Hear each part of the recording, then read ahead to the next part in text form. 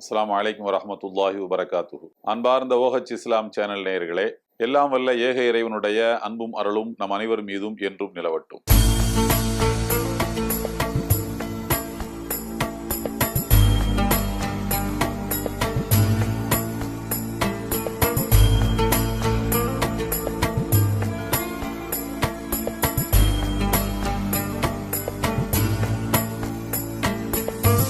அல்லாஹு அக்பர்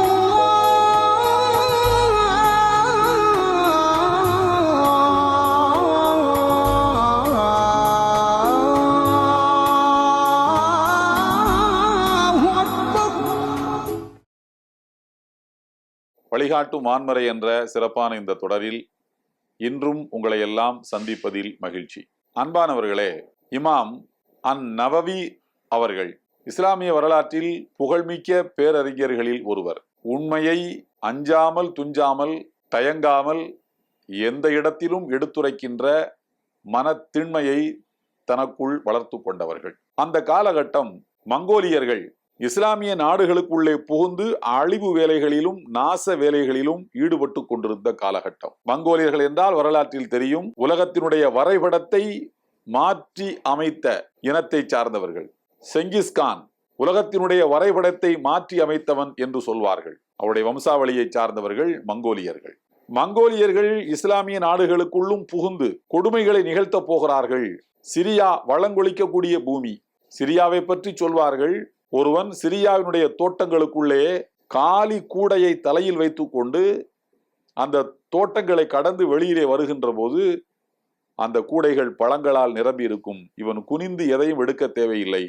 மரத்திலிருந்து கனிந்து விழுகின்ற பழங்கள், கேட்பாரற்று விழுகின்ற பழங்களே சில மணி நேரங்களிலே நிரம்பி விடக்கூடிய அளவுக்கு வளங்கொழிக்கக்கூடிய ஒரு பூமி சிரியா. அங்கே மங்கோலியர்கள் நுழைய போகிறார்கள் என்று தகவல் கிடைக்கிறது. அப்போது சிரியாவினுடைய ஆட்சியாளராக இருந்தவர் பாஹிர் பைபரஸ். பாஹிர் பைபரஸ் அங்கு உள்ள அறிஞர்களை திரட்டுகிறார், இஸ்லாமிய அறிஞர்களை திரட்டுகிறார்.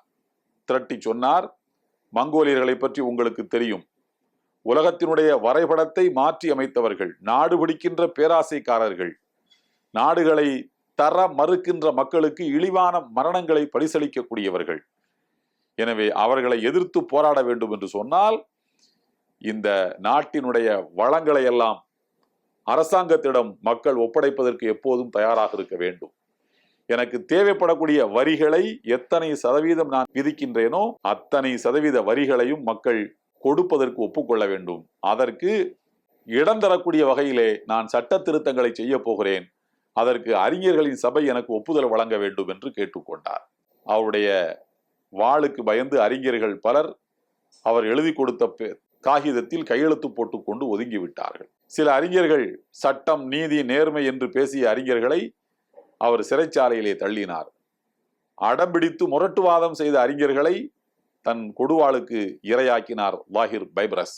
அவருக்கு ஒரு பிடிவாதம். இஸ்லாமிய அறிஞர்கள் அனைவரினுடைய ஒப்புதலின் பேரில் தான் இந்த சட்டம் கொண்டு வரப்பட வேண்டும் என்பதில் பிடிவாதமாக இருந்தார். தன்னுடைய பணியாளர்களை, அமைச்சரவையை எல்லாம் திரட்டி ஒரு நாள் கேட்டார், என்ன எல்லா அறிஞர்களும் ஒத்துக்கொண்டார்களா இந்த புதிய சட்ட திருத்தத்துக்கு என்று கேட்டார். சரிதான், எல்லோரும் ஒப்புக்கொண்டு விட்டார்கள், நாம் தான் ஒப்புக்கொள்ளாதவர்களை சிறைச்சாலைக்கு அனுப்பிவிட்டோமே, ரொம்ப முரட்டுவாதம் செய்த அறிஞர்களை நம் வாளுக்கு இரையாக்கி விட்டோமே, எனவே எல்லா அறிஞர்களும் ஒப்புக்கொண்டார்கள் என்று சொல்ல கூட்டத்திலிருந்து ஒருவர் சொன்னார், ஒருவரை தவிர அவர் மாத்திரம் ரொம்ப அடம் பிடிக்கின்றார் என்று சொன்னார். யாரப்பா அவர்?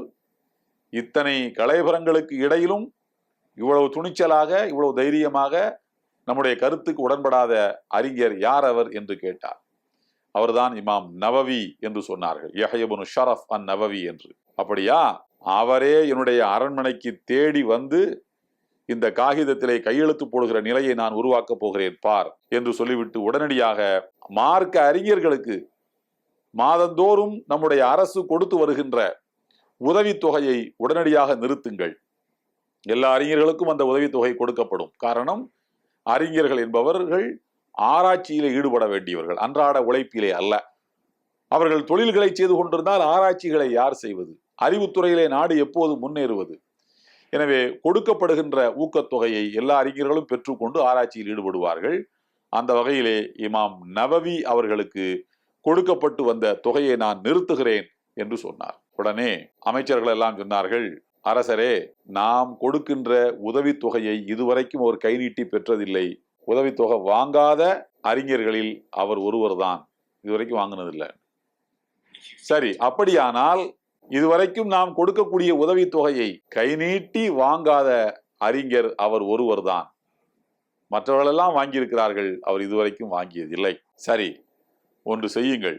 அப்படியானால் அவர் அரசு பொறுப்பை வகித்து கொண்டிருப்பார் அல்லவா, அதை விட்டு அவரை நான் டிஸ்மிஸ் செய்கிறேன், தூக்கி அடிக்கின்றேன், அவருடைய அரசு பொறுப்பு அவருக்கு நிறுத்தப்படுகிறது என்று சொன்னார். அமைச்சர்கள் சொன்னார்கள், அரசரே, நாம் கொடுத்த எந்த பதவியையும் அவர் வாங்கவில்லை. மிகப்பெரிய சட்ட மேதை, ஞான புலமையும் அறிவு திரட்சியும் நிறைந்த அந்த மாமனிதர் எந்த அரசு பொறுப்பையும் இதுவரைக்கும் ஏற்கவில்லை. ஆகையினால் இது போன்ற சில்லறை விளையாட்டுகள் மூலம் அவரை வழிக்கு கொண்டு வர முடியாது என்பதற்காகத்தான் நாங்கள் இதை உங்களுக்கு சொல்கிறோம். அவ்வளவு பெரிய ஆளா அவர், இழுத்து வாருங்கள் அவரை என்று லாஹிர் பைபரஸ் கட்டளையிட்டார். இமாம் நவவி அவர்கள் அழைத்து வரப்பட்டார்கள். அரசனுக்கு முன்னால் நிறுத்தப்பட்டார்கள். கேட்டார், ஏன் நான் கொடுத்த காகிதத்தில் கையெழுத்து போட மாட்டீரா? நாடு இருக்கிற நெருக்கடி உங்களுக்கு தெரிகிறதா இல்லையா? தாத்தாரியர்கள் மங்கோலியர்கள் என்றால் யார் என்று உங்களுக்கு புரிகிறதா இல்லையா? எந்த நாட்டுக்கு சென்றாலும் அவர்கள் அந்த நாட்டை அடிமைப்படுத்தாமல் விட்டதில்லை. அவ்வளவு பெரிய கொடுங்கோலர்களை எதிர்த்து நிற்க அரசிடம் பணம் போதவில்லை. மக்களுக்கு கூடுதலாக வரி போடலாம் என்றால் இப்படியா அடம்பிடிப்பது? அப்படியானால் நாடு சீரழியட்டுமா? அந்நியனின் கைக்கு நாடு போகட்டுமா என்று தன் தரப்பு நியாயத்தை லாஹிர் பைபரஸ் அரசர் எடுத்துரைக்கின்றார். இமாம் நவவி அவர்கள், இப்போது நான் பேசலாமா என்றார்கள். சொல்லுங்க என்றார் அமைச்சர் ஆணவமாக. அரசர் சொன்னார். இமாம் நவவி அவர்கள் வாய் திறந்தார்கள். எனக்கு தெரியும், ஆனா ஆரிஃப் அன்னக குந்த ஃபிர் ரிக்கி லில் அமீரி பந்த் கதர். நீங்கள் உங்களுடைய பொது வாழ்க்கையின் தொடக்கம் என்னவென்று எனக்கு தெரியும். லாஹிர் பைபரஸ் அவர்களே, அமீர் பந்த் கதர் அவர்களுக்கு நீங்கள் அடிமையாகத்தானே ஒரு காலத்தில் இருந்தீர். இன்றைக்கு நீங்கள் அரசர், அன்றைக்கு நீங்கள் அடிமை. நினைவு இருக்கிறதா? இன்றைக்கு அரசராக ஆகிவிட்டீர்கள் என்பது மட்டுமல்ல, நீங்கள் ஒரு காலத்திலே அடிமையாக இருந்ததை போல் இன்று உங்களுக்கு 1000 ஆண் அடிமைகள் இருக்கிறார்கள். ஒரு ஊருக்கு போனால் உங்களை பல்லாக்கிலே தூக்கி சுமக்க, தாரை தப்பட்டைகள் முழங்க, வருகிறார் மன்னர் பராக் பராக் என்று அறிவிக்க, இந்த 1000 அடிமைகளுக்கும் உயர்தரமான வெளிநாடுகளிலிருந்து தருவிக்கப்பட்ட ஆடைகளை அணிவித்து அலங்கார அணிமணிகளை பூட்டி நீங்கள் அழகு பார்க்கின்றீர்கள். 200 பெண் அடிமைகள் உங்களுக்கு இருக்கிறார்கள் சேவகம் செய்ய. அவர்களுக்கு ஆடம்பரமான அணிமணிகள் என்ன, நகைகள் என்ன, முத்துக்கள், வைரங்கள், வைடூரியங்கள் என்ன, யார் வீட்டு பணம் இவைகளெல்லாம்? மக்களிடம் வரி போட்டு ஈட்டிய செல்வத்தில் இப்படி ஒரு ஆடம்பர வாழ்க்கையை நீங்கள் வாழ்ந்துவிட்டு, இவ்வளவு பெரிய மங்கோலியர்களின் நெருக்கடி வந்த பிறகும் இந்த ஆடம்பரத்தை விட்டு கொஞ்சம் கூட ஒரு புள்ளி கூட நான் கீழே இறங்க மாட்டேன், அப்போதும் எனக்கு மக்கள் தான் வரி தர வேண்டும் என்று சொல்லுகிற உங்கள் ஆணவத்துக்கு நான் இணங்க போவதில்லை. மக்களிடத்திலே எல்லை மீறி வரி போடுவதற்கு நான் அனுமதிக்கப் போவதில்லை. உடனே லாஹிர் பைபரஸ் அப்படியே தன்னுடைய இருக்கையிலே அமர்ந்து விட்டார். அமைச்சர்கள் எல்லாம் சொன்னார்கள், உங்களை எதிர்த்து பேசி எல்லோருக்கும் மரணத்தை பரிசளித்தீர்களே, இவரை மட்டும் கொல்லாமல் விட்டீர்கள். மற்றவர்கள் எல்லாம் உங்களை எதிர்த்து பேசிய எல்லோரையும் உங்களுடைய கொடுவாளுக்கு இரையாக்கிய நீங்கள் இவரை மாத்திரம் சும்மா அனுப்புகிறீர்களே, போய்விட்டு வா என்று சொல்கிறீர்களே, பதில் பேசாமல் அமர்ந்து விட்டீர்களே, ஏன் என்று கேட்டபோது அவர் சொன்னார், லாஹிர் பைபரஸ், நான் அவரை கொல்ல வேண்டும் என்றுதான் நினைத்தேன். குறைந்தபட்ச தண்டனையாக என்னுடைய டமாஸ்கஸ் நகரத்தை விட்டு, சிரியாவை விட்டு, தலைநகரை விட்டு நீ வெளியே போ என்று மட்டும்தான் என்னால் சொல்ல முடிந்தது. காரணம் என்னவென்றால், அவருடைய 2 தோள்களிலும் 2 சிங்கங்கள் நின்று கொண்டிருப்பதை போன்ற ஒரு காட்சியை நான் பார்த்தேன். நான் வாளை ஓங்கியிருந்தால் அவை என் மீது பாய்ந்திருக்குமோ என்று நான் அச்சப்பட்டேன், அதனால் அவரை விட்டேன் என்று சொன்னான். அன்புக்குரியவர்களே, எல்லாம் வல்ல இறைவனுடைய சத்திய மார்க்கத்தை, உண்மையை எடுத்துரைக்கக்கூடிய துணிச்சல் நமக்கு இருந்தால் போதும், இறைவன் நமக்கு என்றென்றும் துணை நிற்பான் என்கின்ற வாழ்க்கை பாடத்தை இந்த வரலாறு நமக்கு போதிக்கிறது.